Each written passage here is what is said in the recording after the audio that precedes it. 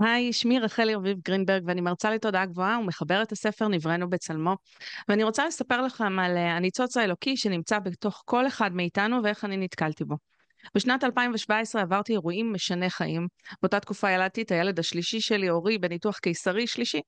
כמה ימים לאחר הניתוח התמוטטו עליי השמיים. אחרי כמה ימים פשוט נפתחה לי הבטן, הצלקת הניתוחית, והובהלתי לבית החולים.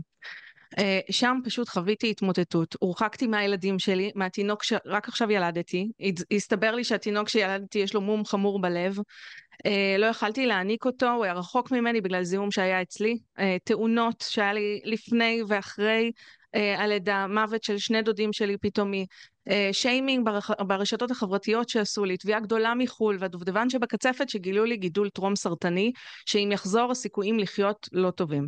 ואני ישבתי בבית החולים ובכיתי, לא יכלתי להכיל את זה יותר, עד שהרמתי עיניים לשמיים, כי הבנתי שרק אחד יכול לעשות את כל הדברים האלה, וזה בורא עולם. קראתי לו ושאלתי אותו, מה אתה רוצה ממני? למה לעשות לי את כל זה? להפתעתי, שמעתי תשובה בתוך הראש שלי. רחלי, איפה את? בדיוק כמו שקראו לאדם הראשון להתעורר, כך בורא עולם קרא לי להתעורר, אבל הוא הסביר לי. באותו רגע קיבלתי הערה נורא נורא גדולה והבנתי הכל. הבנתי איך כל אירוע ואירוע שקורה בחיים שלנו קשור למידה אלוקית אחת שקיימת בנו. הבנתי למה אנחנו עוברים את מה שאנחנו עוברים. למה זה קרה? אני זוכרת ששאלתי אותו, למה זה קורה לי? והוא ענה לי, את זוכרת ששאלת אותי מה זה הניצוץ האלוקי שקיים בתוכנו? מה בנו הוא שייך אלינו ומה שייך לך?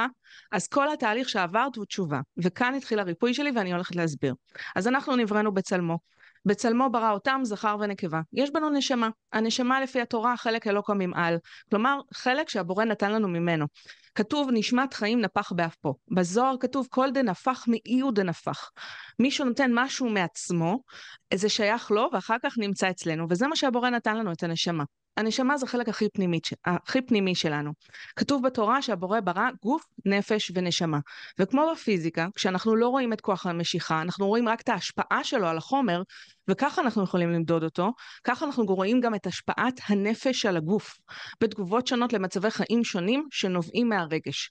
והנשמה, הנשמה היא החלק העליון של הנפש. אנחנו רואים את ההשפעה שלה במציאות חיינו, באמצעות השיעורים שאנחנו מקבלים, ואת ההשפעה של הנפש. הנשמה מושכת לכיוון אחד, והנפש מושכת לכיוון אחר. הנפש רק רוצה לנוח, להתענג, והנשמה רוצה להשפיע.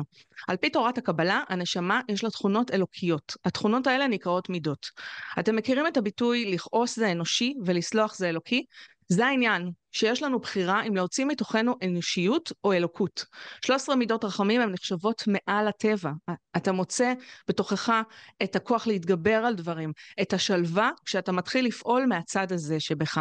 וזה המשותף לנו ולבורא עולם. זה כמו, בורא עולם הוא כמו יהלום גדול שחצב מתוכו יהלומים קטנים, ובעצם כל התכונות שנמצאות בו נמצאות גם ביהלומים הקטנים האלה. ואנחנו בעצם מוציאים לאור את התכונות האלה. זה הניצוץ האלוקי שלנו. אבל הבעיה היא שיש מסביבנו קליפות. התפקיד שלנו בעולם הזה הוא להסיר את הקליפות האלה שנמצאות בנפש, ולצחצח את היהלום שנמצא בתוכנו, כדי שנוכל להביע את האלוקות שבנו. אז איך אנחנו עושים את זה?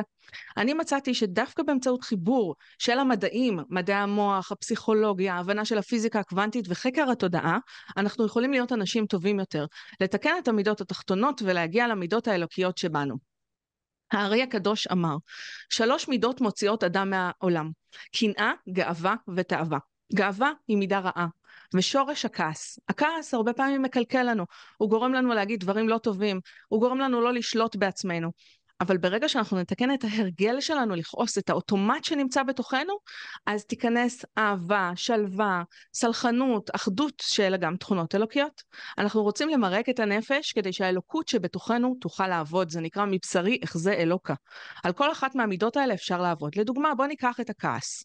אנחנו יכולים להפעיל על הכעס סבלנות. אנחנו רוצים לדחות את הנטייה שלנו להתפרץ בכעס ברגע שמישהו הכעיס אותנו. לנשום ולספור עד 3 ורק אז להגיב. דבר נוסף שאפשר לעשות, לשנות את הפרשנות שלי לדבר שהכעיס אותי. למה חשוב לי עכשיו לעקוף את מי שחתך אותי בכביש? במה זה תורם לי? אולי חשוב יותר לשמור על החיים שלי? לשנות את האוטומט של המנגנון התגובתי שלי.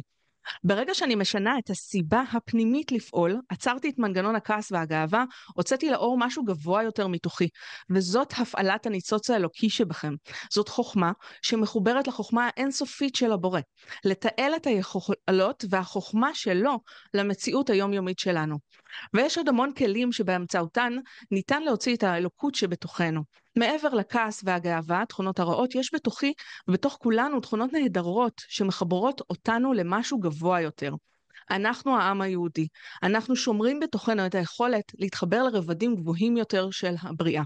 אני מזמינה אתכם לנסות לשלוט בכעס, לפתח סבלנות, לראות איך זה מרגיש, זה נועם השם. כך אתם מפעילים את הניצוץ האלוקי שבתוככם. הניצוץ האלוקי שבתוככם רק מחכה שתגלו אותו ותפעילו אותו. תודה.